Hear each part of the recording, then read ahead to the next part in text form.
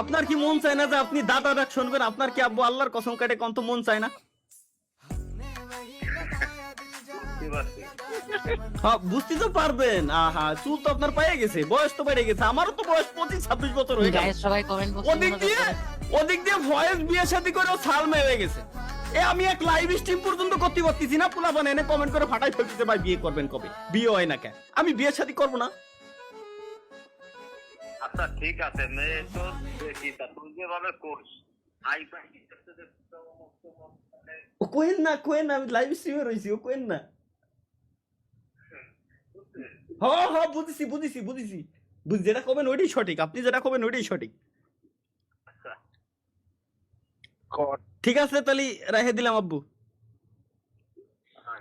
ঠিক আছে, লিক করে দিলি পিপ। হাই আমাদের মায়ে দেখতেছে বলে কেমনে কি লাইন। দেখতেছি আগে কেটে আসি।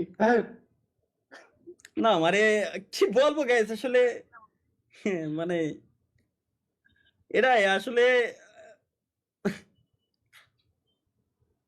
আমিও বিয়ে করবো, আমার বউ হবে কেমনে কি ভাই? मेरे सपनों की रानी तू मेरे सपनों की रानी कब आएगी तू।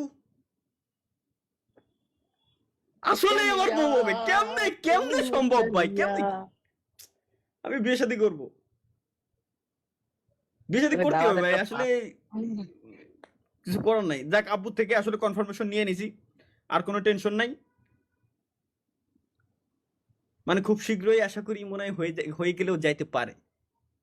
আমি বিয়ে শাদী করলে আমি ইউটিউবিং ছেড়ে দেবো ভাই, আমি আর খেলবো না। না, নকশাদি করা যাবে না।